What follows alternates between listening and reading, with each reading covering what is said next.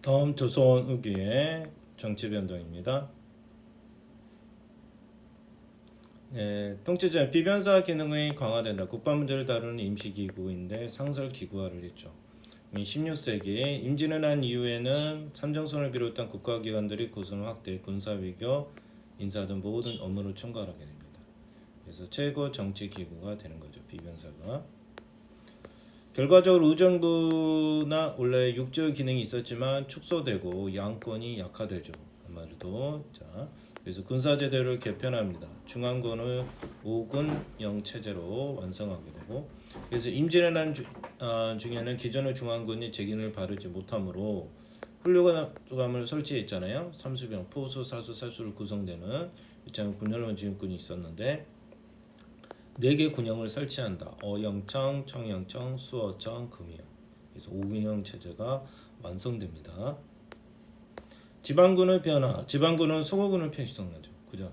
평상시에는 생업에 종사하다가 유사시 전투병력으로 활용하는 거죠. 그래서 양반에서 노비까지 모든 신분을 포함한다. 그 다음에 세금제도, 조세제도는 양난 이후 인구와 강적체의 감소로 조세수입이 감소되고 국가재정의 확보와 국민 부담을 덜기 위해서 조세제도를 개편합니다. 그래서 처음에 영정법 전세, 그래서 인조 때 풍령에 따라 다르게 징수하던 전세를 풍령에 관계없이 토지 일결당 내두를 징수하죠. 그죠?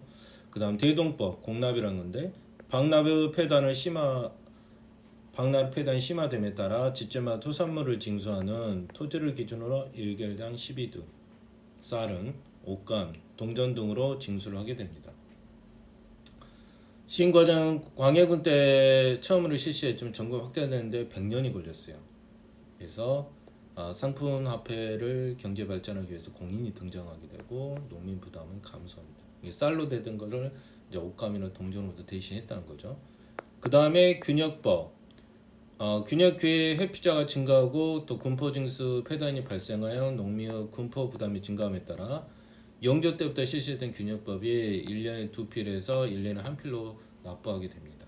그래서 줄어든 군포 수입은 결장미와 선무 군파부 등으로 보충을 하게 되겠죠.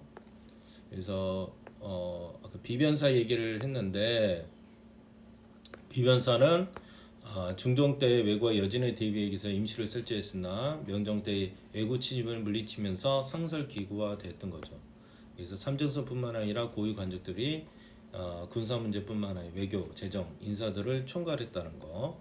그다음 대동법 실시하는 거 그림 나오죠. 대동법 토지가 많이 갖고 있는 지주 부담이 늘어날 수밖에 없는 거예요. 토지가 없거나 적은 농민이 부담이 줄었다는 거. 그래서 전국적으로 확대되는데 100년이 걸렸어요. 그러면서 대동법이 실시되면 국가에 필요한 물품을 조달하는 공인이 등장하게 되고요. 또 공인은 물품을 시장에 구입하거나 수공업자에게 주문하고 수공업이 활발해지고 상품화폐가 발달하게 되었던 거죠. 그래서 대동법 실시, 영정법, 그 다음에 순서된 거 좀 기억할 필요가 있고요. 그래서 분당 정치는 정교화 변질. 사림이 정권 장악이 되면서 동인과 서인으로 분열했었죠. 그게 분당이었잖아요. 그러면서 광해군 때는 북인을 주도로 전국이 운영됩니다. 그러면서 광해군되고 인조반정이죠. 인조반정으로 북인이 몰락하면서 서인이 전국을 주도하고 남인이 차지하게 됩니다. 그래서 상대 붕당의 존재를 인정한다. 건전한 상호변, 견제가 이를 때 공론 형성되고요. 그 다음에 인조에서 현정으로 넘어해서 예송이란 말이에요. 예송은 효정과 효정비가 죽은 자의 대비의 상봉 입는 기간을 둘러싸고 일어난 논쟁인데 예송 논쟁. 그래서 왕권을 바라본 견해차이와 정군의 주도권이 붕당간 대립이 심화되고 1차에 서인이 되지만 두 번째는 남인이 승리하게 됩니다. 그러면서 숙정 때 황국이란 말이 나오죠. 숙정이 여러 차례 걸려 집권 붕당을 교체하다가 하나 붕당이 모든 권력을 차지하게 되고 상대 붕당에 대한 가혹한 보복과 탄압이 시작되죠. 상대 붕당의 존재를 부정하고 서인이 노론과 손으로 다시 분열하게 됩니다. 탕병책이란 거죠. 영조 탕병책 개혁 정치. 그래서 탕평책이라는 것은 분당의 근거지였던 서원이 대폭 정리되게 됩니다. 그래서 이조 전랑의 권한이 축소되고요. 분당이 없이 인재를 고르등하고 탕평을 육성합니다. 탕평책이 탕평의지를 위해 성균관에 탕평비를 건립하고 아까 민생 안정을 위해서 계획정치로 영조 때 균형법을 실시합니다. 그죠? 지나친 형벌 금지, 청계천, 노비 종목부터 시행하고 무물로는 속대전, 동국문헌 비고가 있습니다. 그 다음 정적 때도 마찬가지 탕평책을 실시하죠. 그렇죠. 일차 세력 노론뿐만 아니라 소론과 남이까지도 등용한다. 그래서 개혁정치는 정조 때 규정각을 설치한 정책 자문기구의 개혁을 대표할 인재를 육성하고요. 초기에 문신제를 실시해서 이게 다 왕권 강화인가요? 유능한 인재를 채 재교육을 한다. 장영령을 설치해서 국왕 친위대를 두고요. 그 다음 수원 화성을 건설하자. 자신의 정치 실현할 도시로 만들고자.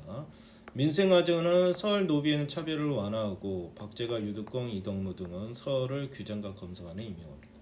또 시전 상인의 특권을 축소하여 자유로운 상업활동을 보장하고 탁재지 대중투표를 편찬하게 됩니다.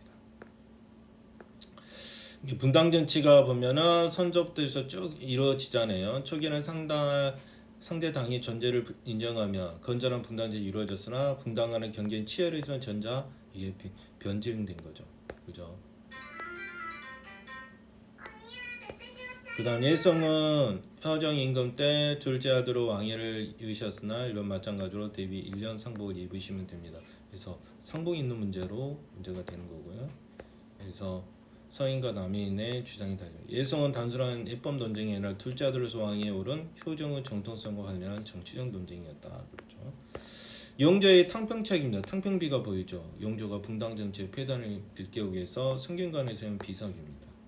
영조는 분당의 폐해를 바로잡고 왕권을 강화하고자 탕평제철을 시행했으나 그러나 영조의 탕평책이 분당 정치 폐단을 근본적으로 해결하지는 않았다. 분당 간의 다툼이 강력한 왕권을 눌려 겉으로 드러나지 않았을 뿐이라는 거죠.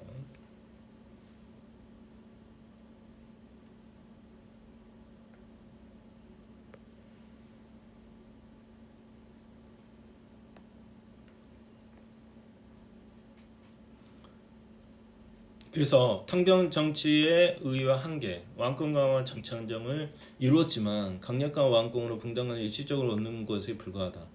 정치 권력이 주변의 소수정치에 집중되고 정조 사후에는 또 세도 정치가 출현의 배경이 되게 된 거죠.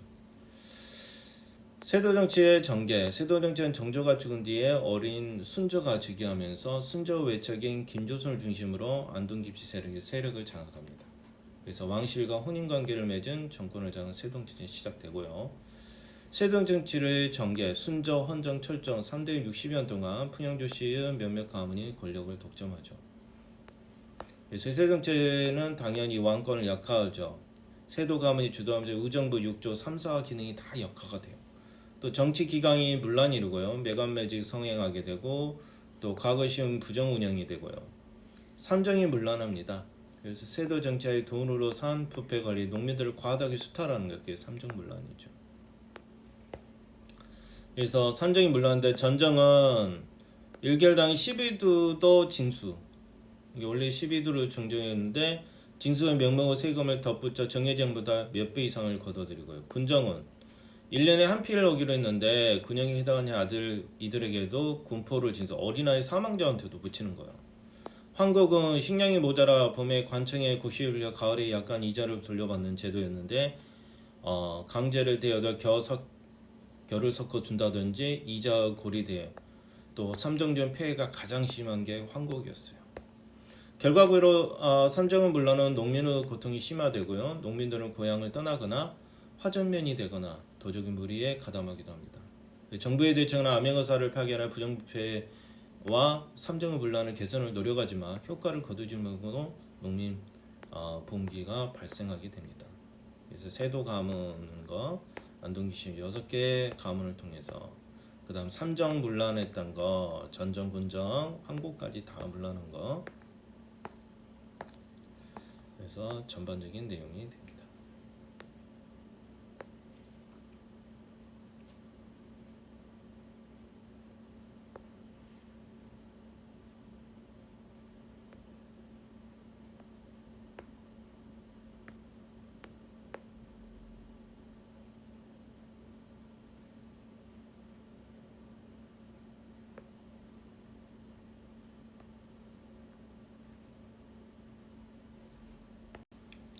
이제 빈칸에 들어갈 말을 쓰시오 그랬죠.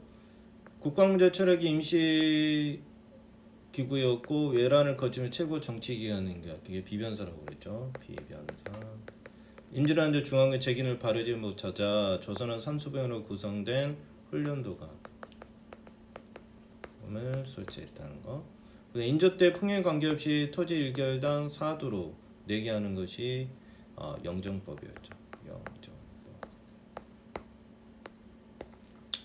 습전 때 사람이 동인과 선인으로 갈라지면서 분당 정치 시작다. 그렇죠. 사람이 동인과 선이 아니에요. 그다음 광해군 때 정권이 차지했던 북인은 서인이 주도했던 인조반정으로 몰락하게 되죠. 남인과 서인과 남인은 서로를 인정하여 정치를 펼쳤으나 현종 때 두 차례 예성이 일어나면서 갈등이 깊어지게 되죠. 영조와 정조가 분당 내 폐해를 바로잡고 왕권을 강화해 펼쳤던 정책이 탕평책입니다. 탕평책. 그 다음에 본래는 왕실 도서관이었으나 정조가 정책 자문기구로 사망 왕권을 뒷받침할 인재를 양성했던 것이 규장각이죠. 규장각. 정조가 자신의 정치 이상을 실현하게 만들었던 것. 도시는 수원화성. 그 다음에 분당의 근거인 서원을 대폭 정리하고 했던 게 영조예요. 전랑은 인사권을 약화시켰다. 그 다음 친위부대 장영령을 설치했던 것은 정조입니다. 그 다음 정조가 죽은 뒤 나이 어린 순조가 즉위하며 왕실과 혼인관계를 맺는 일을 가며 정권을 장악하는 이 세도정치의 시작이죠. 세도정치 시기에는 탄광호에 수탈하면서 조세의 기본이 되는 산정이 분란이 됩니다.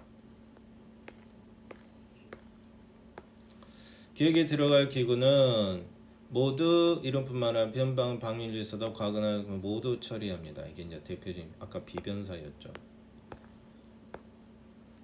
그 다음에 기억리에 들어갈까요? 전세는 뭡니까? 순서대로 하면 영정법. 그 다음에 공납은 대동법, 균역법. 2번이 맞죠?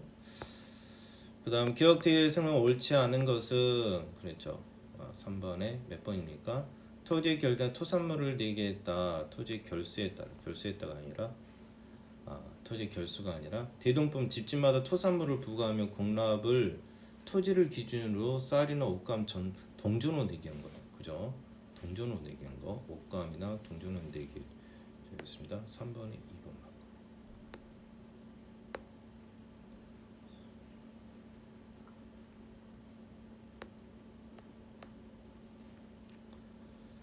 이 비석을 세워나간 탕평비잖아요. 이게 대표적인 탕평비. 그죠? 10번에 몇 번이니까 3번이 이영조죠. 다음 이 비석을 세우는 업적을 보기에 고른 것은 11번에 몇 번이죠? 신문고를 다시 설치하고요. 균역법 시작 균역의 부담을 줄였죠. 2번. 계획에 들어갈 설명으로 모든 규장과를 설치해 자문기구로 어떤 거예요? 서로 농법의 남인세 적극적 탕평책을 실시했다는 거죠. 다음 20개의 정답은 정조 때 군영이며 호위 부대였고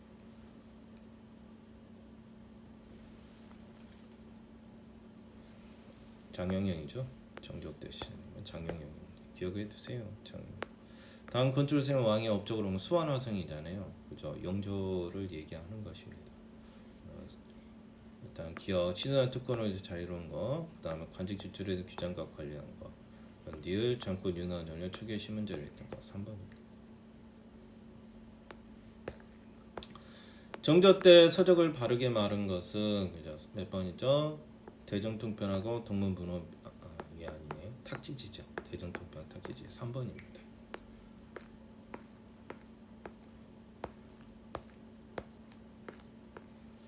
그 다음 세도정치에 대해서는 옳지 않은 것입니다. 16번에 몇 번입니까? 5번이요. 왕을 중심으로 한 소류 중에 권력이 집중돼서 왕권이 강화되지 않았죠. 원래 세도정치는 약화예요. 그죠?